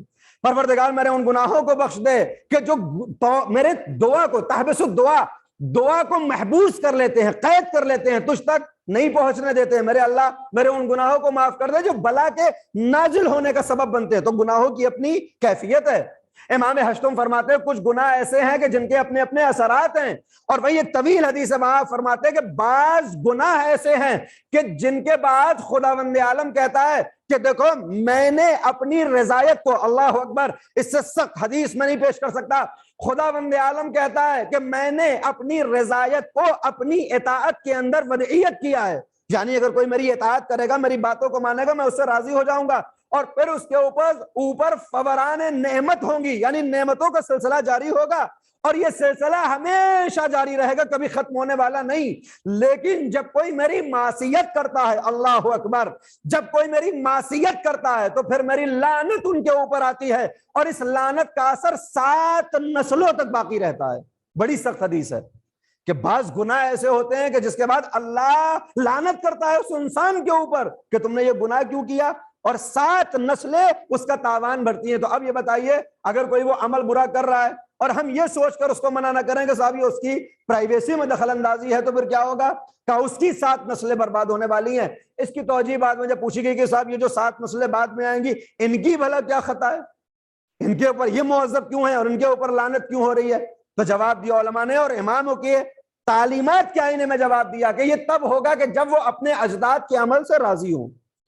کسی نے برا عمل کیا، اللہ کی اگر لعنت آئے گی 7 نسلوں تک اس وقت کہ جب اس کی اولاد بھی اس عمل سے راضی ہو. اگر وہ بیزار ہو جائے تو پھر وہ اس کا معاملہ دوسرا ہو جایا کرتا ہے. اور یہ سبب بنتا ہے کہ جب یہ بیان کر دیا جائے گا کہ فلاں گناہ اتنا اثر رکھتا ہے، اور پھر ہم نے دیکھا ہے کہ بہت سے افراد، آپ نے تو نہ جان مجھ سے زیادہ تجربہ آپ کا ہے، اور آپ نے دیکھا ہوگا کہ جو اپنے زمانے میں گناہ کا ارتکاب کیا کرتے تھے، لوگوں پہ ظلم کیا کرتے تھے، ان کی اولاد کو آج دیکھیے کہ وہ کہاں ہے.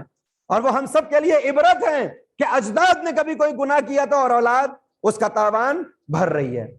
اور یہ دیکھ کر پھر دوسرا انسان اس گناہ سے بچتا ہے. عرض یہ کر رہا تھا یہ پرائیویسی میں دخل اندازی اس لیے نہیں ہے کہ بعض گناہ جب معاشرے میں ہوتے ہیں ان کا اثر پورے سماج کے اوپر آتا ہے. کشتی میں بہت سے افراد بیٹھے ہوئے ہوں اور ایک انسان جہاں پر بیٹھا وہیں پر کشتی میں سوراخ کرنے لگے، اور اب آپ اس کو روکیے کہ صاحب یہ کیا کر رہا ہے، تو وہ یہ نہیں کہہ سکتا کہ میں اپنی جگہ پر سوراخ کر رہا ہوں، تم سے کیا مطلب. نہیں، اسے روکا جائے گا اس لیے کہ سوراخ تم اپنے مقام پر کر رہے ہو، یہ کشتی پوری ڈوبنے والی ہے. لہٰذا امر بالمعروف اور نہی عن منکر کا معاملہ یہی ہے کہ عمل ایک کرے گا سزا سب کو ملے گی. امام رضا نے وہاں پر فرمایا کہ جب اللہ اکبر بد کرداری عام ہو جائے گی، جب فحش کام عام ہو جائیں گے تو اللہ وباؤں کو اور بلاؤں کو نازل کرے گا. جب حکومت ظلم کرنے لگے گی تو پھر پانی آنا ختم ہو جائے گا. جب لوگ زکوٰۃ دینا بند کر دیں گے تو 4 پیر والے جانور مرنے لگیں گے. جب لوگ خمس کی طرف اعتنا نہیں کریں گے تو فقر و فاقہ ان کے اندر آنے لگے گا. ایک نہیں کرے گا، عذاب میں سب گرفتار ہوں گے، عذاب میں سب گرفتار ہوں گے. لہذا عزیزان گرامی یہ ذمہ داری ہے ہماری. میں بار بار کہہ رہا ہوں صرف نماز پڑھ لینا ذمہ داری نہیں ہے. ہم نے معروف کو بھی تقسیم کر دیا کہ صاحب یہ معروف ہے، یہ معروف ہے، یہ، اور منکر کو بھی تقسیم کر دیا کہ یہ منکر ہے. نہیں، اللہ کی طرف سے دین ایک مجسم گلدستے کا نام ہے. ہم اپنی مرضی سے ایک شے کو نکال کر دین نہیں بنا سکتے. ہم کو غریبوں کی مدد کرنا بڑا اچھا لگتا ہے, لہٰذا اب دین بس یہی سمجھتے ہیں. نماز کی کیا ضرورت ہے, غریبوں کی مدد کریں کافی ہے. روزے کی کیا ضرورت ہے, کسی کی فیس دینا ہے ہم وہ دے دیں گے, اللہ راضی ہو جائے گا. اور کسی کو نمازوں کا اتنا شوق چڑھا کہ صاحب لوگوں کی مدد کیا کرنا, بس نماز پڑھنا ہے, لوگ مرتے ہیں تو مرتے رہیں. کسی کو شوق ہوتا ہے عزاداری کا کہ ہم عزاداری کریں گے, نمازوں سے کیا مطلب, کا نہیں. دین ایک گلدستے کا نام ہے, اور گلدستے کی خاصیت یہ ہوتی ہے کہ اس میں رنگا رنگ پھولوں کا ہونا ضروری ہے. نماز کا بھی پھول ہوگا, روزے کا بھی ہوگا, امر بالمعروف کا بھی ہوگا, عزاداری کا بھی ہوگا, تعزیت داری کا. اپنی مرضی سے جب ایک گل آپ اٹھا لیں گے تو وہ گلدستہ نہیں ہوگا, ایک ٹہنی ہوگی گلاب کی, یا ایک ٹہنی ہوگی اس گل کی. لہذا عزیزو یاد رکھیں کہ ہم خود بھی نیک اعمال کو انجام دیں اور اپنی اولاد کو راغب کریں اس بات کی طرف, اپنے معاشرے کو راغب کریں کہ وہ نیک اعمال انجام دیں. مہدی قوام آج سے 100 برس پہلے تہران کے بہت بڑے واعظ رہبر انقلاب حضرت آیت اللہ خامنئی فرماتے ہیں کہ میں جوانی کے عالم میں ان کی مجالس میں شرکت کیا کرتا تھا. مہدی قوام بہت بڑے نا سے گزرے ہیں, لوگوں کو نیکی کی طرف بلانے میں ان کا اپنا ایک نام ہے. لہذا ملتا ہے کہ ایک روز شب جمعہ ایک کسی باغ میں جاتے ہیں, گرمی کا موسم ہے, ٹہلنے کے لیے باغ میں جاتے ہیں کہ کچھ پھل وہاں سے خریدیں گے اور کھا لیں گے. کافی بڑا باغ تھا. مہدی قوام باغ کے ایک حصے میں تھے, اور اتفاق یہ تھا کہ اسی وقت اس شہر کا سب سے بگڑا ہوا فرد, جس کو نہ دین سے مطلب نہ انسانیت سے مطلب, ہماری اور آپ کی زبان میں جسے بدمعاش کہا جاتا ہے. میں دیکھیے وہ لفظ نہیں استعمال کر رہا ہوں جو آپ کے یہاں برا ہو. بدمعاش یعنی جس کی معیشت بری ہو, جس کا کار و کسب برا ہو, جس کی کمائی بری ہو, جو خرابی کے ساتھ پیسوں کو کماتا ہو, وہ بھی اسی باغ میں آیا ہوا ہے. اور کس طرح سے عیش و نوش کرنے کے لیے شراب کے نشے میں ہے. باغ کے مالک نے دیکھا کہ ایک طرف مہدی قوام اور دوسری طرف یہ بری عادتوں والا شخص باغ کے اندر داخل ہو رہا ہے اور اپنی پوری ٹیم کے ساتھ آیا ہے. فوراً دوڑتے ہوئے جاتے ہیں اس کے پاس, اس خراب انسان کے پاس. تمہیں معلوم ہے مہدی قوام بھی باغ میں ہے, ہوشیار رہنا, کوئی ایسا کام نہ کرنا کہ ان کو برا لگ جائے, اس لیے کہ وہ بھی باغ میں موجود ہیں. جیسے ہی اس نے یہ سنا, کیا کہتا کہ اچھا مہدی قوام اتنا بڑا نام, اتنا بڑا نا سے آیا ہوا ہے, وہ تو امام حسین کی. اللہ اکبر, امام حسین اس شخصیت کا نام ہے کہ جس نے کتنے حر پیدا کر دیے. حسین نے کتنے حر پیدا کر دیے. میں کہتا ہوں کہ یہ عزاداری کسی واقعے کی یاد نہیں ہے, اور یہ جو میں کہہ رہا ہوں اس کو میں ثابت کر سکتا ہوں, اور ہر ثبوت ساتھ لے کر آتا ہوں. جس کو شک ہو وہ میرے ساتھ بیٹھے, میں اس کے اوپر ثابت کروں گا. عزاداری کسی پرانے واقعے کی یاد نہیں ہے. مثال کے طور پر ہمارے یہاں برتھ ڈے ہوتا ہے, اس دن پیدا ہوئے تھے لہذا اس کی یاد ہم مناتے ہیں. کوئی مر گیا تھا اس کی یاد میں برسی کی مجلس رکھتے ہیں. عزاداری پرانے واقعے کی یاد نہیں ہے, اس لیے کہ یاد اسی دن منائی جاتی ہے. اللہ اکبر. عزاداری کا کمال یہ ہے کہ حسین کی شہادت سے 10 دن پہلے سے منائی جاتی ہے. اس کا فلسفہ کبھی آپ نے سوچا کہ بھائی کسی کے مرنے کا غم منانا ہے, کسی کی برسی کرنا ہے, ہم کسی بھی امام کے پہلے سے تو غم نہیں کرتے. مولا امام حسن کا غم آپ کتنے دن کرتے ہیں؟ صرف اسی دن 28 صفر کو. کسی معاملے میں کم ہے امام حسن اور امام حسین, کہا کہ الامامان الحسن والحسین امامان قاما او قادا, یہ دونوں کے دونوں تمہارے امام ہیں, کھڑے ہیں تب بھی, بیٹھ جائیں تب بھی. سیدہ شباب اہل الجنہ, یہ دونوں جنت کے جوانوں کے سردار ہیں. مرتبے میں کوئی فرق نہیں ہے, مگر فرق کیا ہے؟ امام حسن کی عزا ہم ایک روز کرتے ہیں 28, اور پیغمبر اسلام جو سب کے سردار ہیں ان کا غم بھی بس ایک دن مناتے ہیں. اللہ اکبر. حضرت زہرا کی یاد منائی جاتی ہے 3 جمادی الثانیہ کو. اب یہ عام ہو گیا کہ ہم 5 روز منانے لگے, وگرنہ جو ہمارے ائمہ کا طریقہ تھا وہ یاد مناتے تھے اس روز پر. میں کوئی اعتراض نہیں کر رہا اور زیادہ منائی جائے, مگر تاریخ یہی ائمہ کی رہی کہ حضرت زہرا کا غم اسی دن منایا جاتا تھا. مگر اور اس کے بعد آپ دیکھیں چوتھے امام کا غم, 5ویں امام کا غم, 6ٹھے امام کا غم, 7ویں 8ویں 9ویں 10ویں امام کا غم اسی دن منایا جاتا ہے. اللہ اکبر. ہمارا کوئی چلا جاتا ہے دنیا سے, اس کی برسی کی یاد اسی دن کرتے ہیں, مگر امام حسین کی عزا کو 10 دن پہلے سے منایا جاتا ہے. نہیں 10 دن نہیں, بلکہ پورے سال حسین کی عزا کو منایا جاتا ہے. کیوں؟ اس لیے کہ محرم کسی گزرے ہوئے زمانے کے واقعے کی یاد نہیں ہے. یعنی جب پہلی محرم آتی ہے تو یہ 61 ہجری کی یاد نہیں, بلکہ سرکار سید الشہداء کا انقلاب ایک مرتبہ پھر سے اٹھتا ہے. جیسے 61 ہجری میں اٹھا تھا ویسے 1444 میں اٹھتا ہے. جیسے حسین 2 محرم 61 ہجری کو داخل ہوئے تھے ویسے ہی 1444 کو بھی داخل ہوتے ہیں. جیسے حسین نے 61 ہجری میں کسی ایک حبیب کو خط لکھا تھا, ہر سال حسین کسی ایک حبیب کا انتخاب کرتے ہیں. جیسے حسین نے شب عاشورہ ایک حر کی قسمت چمکائی تھی، ہر برس حسین شب عاشورہ نہ جانے کتنے حر کو آزاد کر دیا کرتے ہیں۔ عزاداری کسی گزرے ہوئے زمانے کے واقعے کی یاد نہیں ہے، امام حسین کا انقلاب جاری ہوتا ہے ماہ محرم میں، انقلاب جاری ہوتا ہے۔ اور کسی عالم نے کہا تھا کہ اللہ نے یہ اثر رکھا، جو اثر، اللہ اکبر، اس سے بڑا جملہ نہیں ہو سکتا عزا کی منزلت کو ثابت کرنے کے لیے، کہ جو اثر حضرت امام حسین کی زری کے اوپر موجود گنبد میں ہے، وہی اثر اللہ اتنی دیر کے لیے فرش عزا اور اس کی چھت کو دے دیا کرتا ہے جو کربلا کو ہو، جتنی دیر وہاں مجلس ہوتی رہتی ہے۔ یعنی جو اثر زری ہے امام حسین کا ہے، جو اثر اس گنبد کا ہے، وہی اثر فرش عزا کا ہوتا ہے اتنی دیر کے لیے جب تک وہ مجلس ہوتی ہے۔ کس مجلس میں؟ جہاں ان کے اوامر کو زندہ کیا جاتا ہو، جہاں ان کے پیغامات کو عام کیا جاتا ہے۔ تو امام حسین کون ہے؟ کتنے حر کو آزاد کیا۔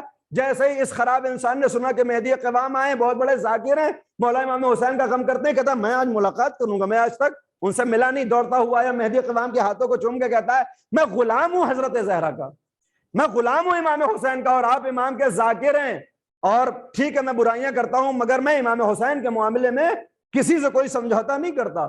مہدی قوام، اللہ اکبر، امر بالمعروف کیسے ہوتا ہے، نہی از منکر کیسے ہوتا ہے؟ چونکہ ہم کو روش نہیں معلوم، طریقہ نہیں معلوم، لہذا ہم مجبور ہو جاتے ہیں اور خاموش بیٹھ جاتے ہیں۔ مہدی قوام کہتے ہیں کہ آج میں اس باغ میں اس لیے آیا ہوں تاکہ بدمعاشی کے اصول تم سے سیکھ سکوں۔ اللہ اکبر، میں آج اس لیے آیا ہوں کہ میں تم سے بدمعاشی کے اصول سیکھ سکوں، مجھے بتاؤ کچھ اصول بھی ہیں یا یوں ہی زندگی چل رہی؟ کہا نہیں، ہمارے اصول آپ سے زیادہ سخت ہیں۔ اللہ اکبر، یہ ہمارے یہاں بھی مقولہ تھا نا کہ اگر اب بے ایمانی کہیں نہیں پائی جاتی، وہ بے ایمانی کے کاموں میں ہوتی ہے، شاید آپ پہنچ سکیں۔ ہر جگہ بے ایمانی ہے سوائے اس جگہ کے کہ جو کام بے ایمانی کے طور پر ہو رہا ہو۔ میں نہیں پہنچا پایا شاید۔ انہوں نے کہا نہیں، قانون ہوتا، کہا پہلا قانون کیا ہے؟ کہا پہلا قانون یہ، فارسی میں کہتے ہیں کہ جس کا نمک کھائے اس کا نمک دان نہ توڑے، یعنی ہمارے یہاں اس کو دوسرے لفظ استعمال کرتے ہیں کہ نمک جس کا کھا لے اس کے ساتھ نمک حرامی نہ کرے، یہ لفظ استعمال کرتے ہیں۔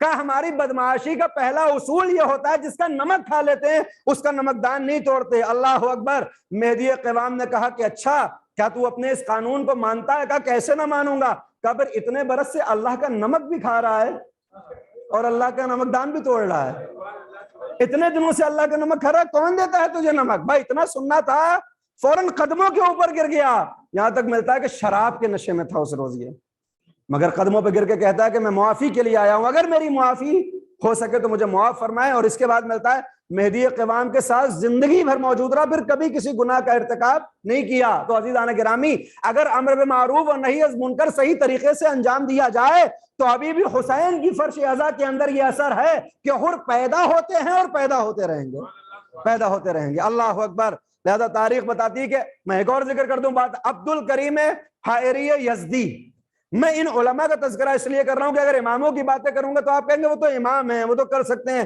وہ تو معجزہ کرتے ہیں، کرامت نہیں۔ علماء کا طریقہ یہ ہے۔ عبد الکریم حائری یزدی جاتے ہیں حمام میں، اس زمانے میں حمام گھروں میں نہیں ہوتے تھے، عمومی حمام ہوتے تھے۔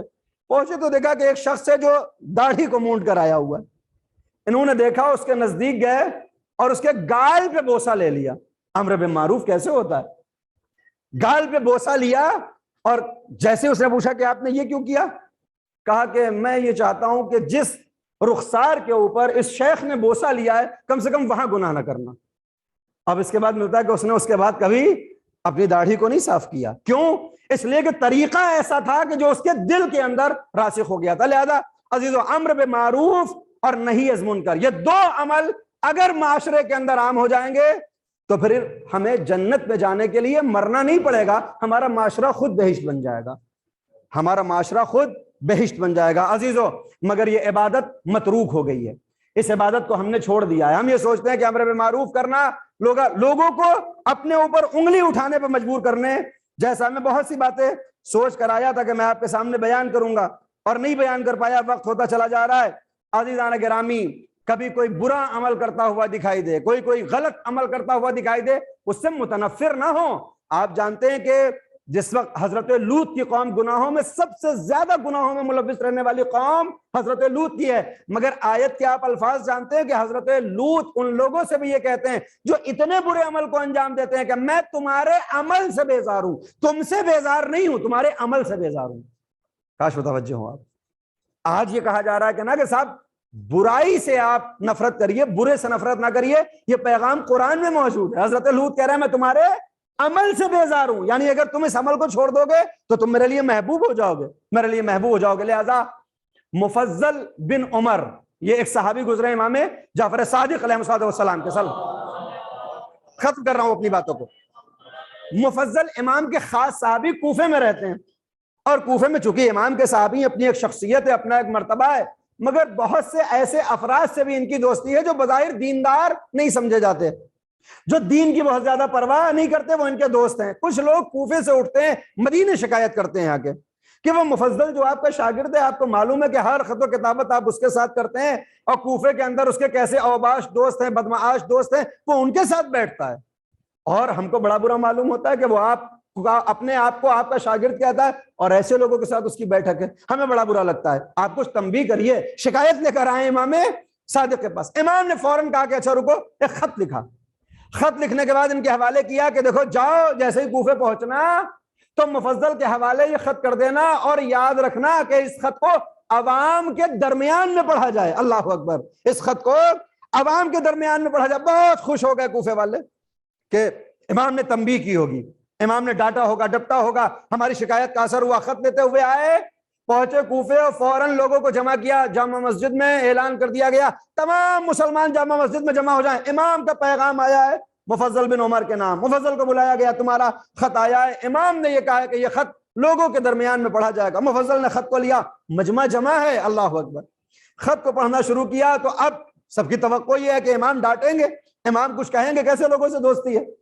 खत की पहली इबारत यह थी सलाम के बाद कि मुझे कुछ पैसों की जरूरत है, कुछ मेरे चाहने वाले हैं कि जिनकी जिम्मेदारियों को पूरा करना है, लिहाजा मेरे पास माल दुनिया नहीं है, पैसे नहीं है, मुझे तुम लोगों से पैसा चाहिए। पूरी मस्जिद छलक रही, मुझे कुछ पैसा चाहिए, मुफज्जल के हवाले करो ताकि ये मुझ तक पहुंचा दें। वो जो खत लेकर आए थे वो सोच रहे हैं कि हम तो शिकायत करके आए थे, इसमें शिकायत का तो कोई असर ही नहीं, बल्कि पैसे मांग रहे हैं, बहाने करना शुरू किए। हमारे पास तो अपने पास पैसे नहीं है, मुझे मकान का किराया देना है, मुझे बच्चे की फीस भरनी है, हजारों काम याद आ जाते हैं।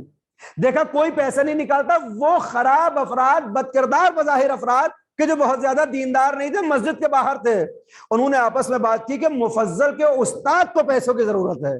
अल्लाह अकबर, मुफज्जल के उस्ताद यानी इमाम जाफर सादिक को पैसों की जरूरत है, जमा करो, हम कुछ दिन तक बुरे अमाल नहीं करेंगे, ये पैसा इमाम की खिदमत में भेजेंगे। पैसा जमा किया, मुफज्जल के पास लेकर आए कि अगर ये हदिया इमाम कबूल करें तो हमारी तरफ से भिजवाया जाए। अब खत को दूसरी तरफ पलटा और अब इमाम का वो कौल मुफज्जल ने पढ़कर सुनाया, देखो तुम्हारी दीनदारी बस दूसरों को दिखाने के लिए है, वगरना जिस वक्त नुसरत की बात आती है, जिन्हें तुम बेदीन समझ रहे हो वही दीनदार साबित होते हैं, वही दीनदार साबित होते हैं। इमाम हुसैन ने भी यही कहा था ना, कि कहा कि दीन तुम्हारी जबानों का एक चटखारा है। अल्लाह अकबर, ये दीन तुम्हारी जबानों का एक चटखारा है। जब तक दीन तुम्हें फायदा पहुंचा रहा है तुम दीनदार नजर आते हो, जब दीन तुमसे जान तलब करता है, जब दीन तुमसे कुर्बानी मांगता है तो तुम पीछे हटते हुए दिखाई देते हो। इसलिए कि हुसैन दीन के नाम पे कयाम कर रहे हैं। 15,000 अफराद मदीने में मौजूद है। कितने अफराद आ रहे हैं? 61 अफराद हैं इमाम हुसैन के साथ। मदीने से ईमान चल रहे हैं 61 अफराद। कितने लोगों में? 15,000 लोगों में। और हुसैन का काफिला इन 61 अफराद में वो एक दिन का बच्चा भी है, 2 दिन का बच्चा, जिसे करबला में शशमाहे के नाम से याद किया जाता है।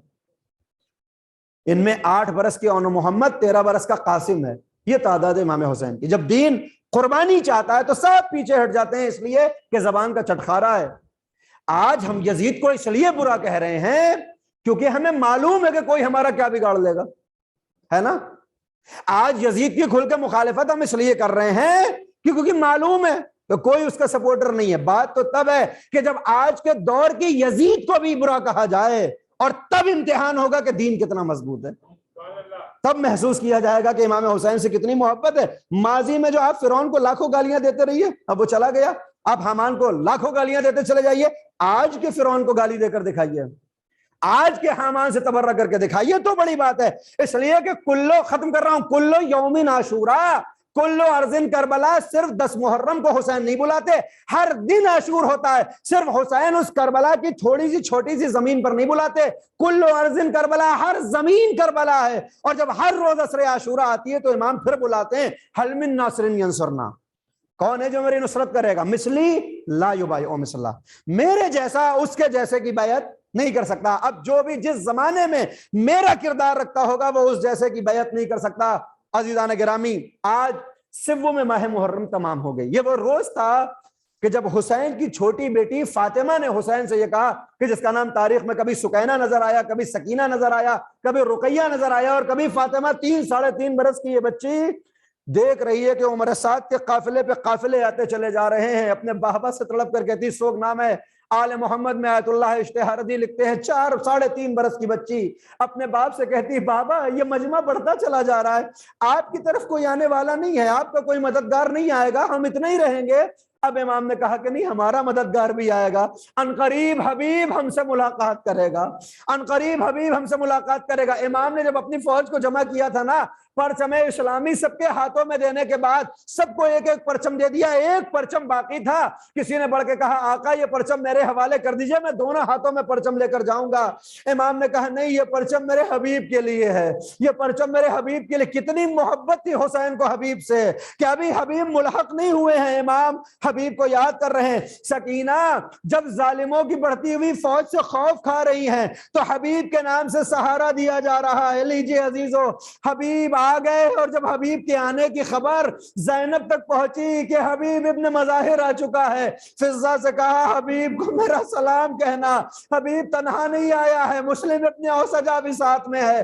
حبیب مسلم کو سلام کیا، حبیب نے اپنے امامے کو اتار کے زمین پہ پھینکا، مسلم تم دیکھ رہے ہو اب غلاموں کو شہزادیاں سلام کر رہی ہیں، اجرکم اللہ، خدا کسی غم میں آپ کو نہ رلائے، غلاموں کو شہزادیاں سلام کر رہی ہیں۔ حسین کتنا مظلوم ہو گیا۔ لیجئے حبیب کو گلے سے لگایا، اے حبیب دیکھ رہے ہو رسول کے نواسے کو بھوکا اور پیاسا میدان کارزار میں گھیرا گیا ہے، یہ اتنا بڑا لشکر میرے بچوں کو قتل کرنے کے لیے آیا ہے، میرا جرم کیا ہے، میری خطا کیا ہے؟ میں امر بالمعروف کے لیے نکلا، میں نہی از منکر کے لیے نکلا۔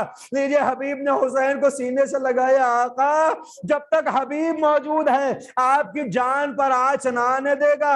لہذا عزیزو جب ظہر عاشورہ ہوئی اور نماز کا وقت قریب آیا، ابو ثمامہ ساعدی نے امام سے کہا، مولا زوال کا وقت نزدیک ہے، آپ کے ساتھ نماز پڑھنا چاہتے ہیں۔ ایک مرتبہ حسین نے حبیب کو بلایا، حبیب جاؤ ان سے کہہ دو نماز کا وقت ہے، کچھ دیر کے لیے جنگ کو روکیں تاکہ حسین اپنی نمازوں کو ادا کرے۔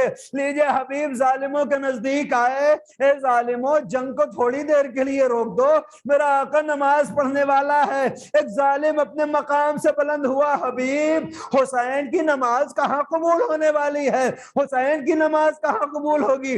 لیجئے حبیب کو جلال آیا، ظالم رسول کے نواسے کی نماز قبول نہ ہوگی اور تیری نماز قبول ہوگی، یہ کیسا فلسفہ ہے؟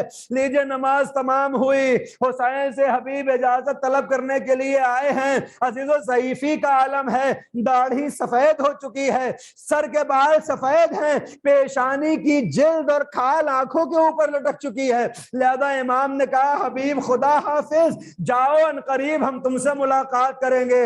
حبیب میدان کارزار میں آئے، جنگ کے جوہر دکھانے شروع کیے۔ تاریخ بتاتی ہے کہ 62 افراد کو واصل جہنم کیا۔ ایک ظالم نے ایک ایسی تلوار لگائی، حبیب گھوڑے پہ سنبھل نہ سکے، دوسرے ظالم نے جو نیزہ مارا، حبیب زمین پہ آ کر گر گئے، آقا کو آواز دی، اے میرے آقا میری مدد کو پہنچو۔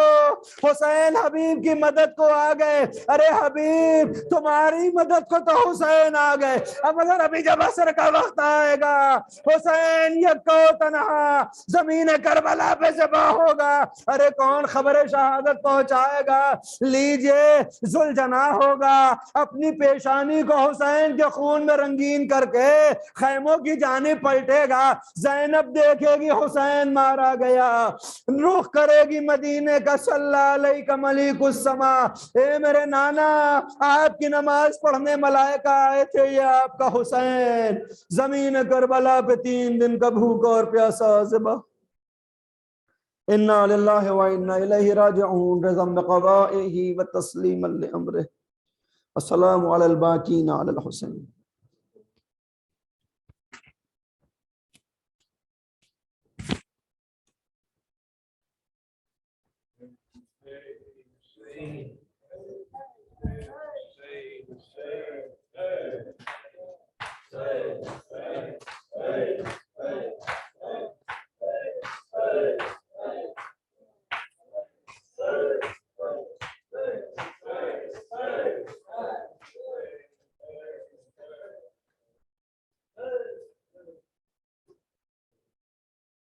السلام عليكم يا رسول الله، السلام عليكم يا نبي الله، السلام عليكم يا فاطمة الزهراء سيد النساء العالم، السلام على علي المرتضى وعلى الحسن المجتبى، السلام على الحسين وعلى علي بن الحسين وعلى أولاد الحسين وعلى أصحاب الحسين.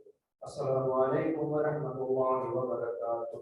السلام عليك يا مولاي يا غريب الغرباء. السلام عليك يا معين الضعفاء والفقراء. السلام عليك يا شمس الشموس يا ونيس النفوس. السلام عليك يا سلطان العرب والعجم يا أبا الحسن. السلام عليكم ورحمة الله وبركاته. السلام عليك يا مولانا يا سعد ورزق الزمان. الأمانة الأمانة الأمانة من فتنة الزمان. السلام عليكم حبيب الرحمن. السلام عليك يا شريك القرآن. السلام عليك يا تفسير القرآن. السلام عليك يا إمام الإنس والجان. عجل الله تعالى فرجك وسعد الله تعالى مخرجك وزعورك ورحمة الله وبركاته.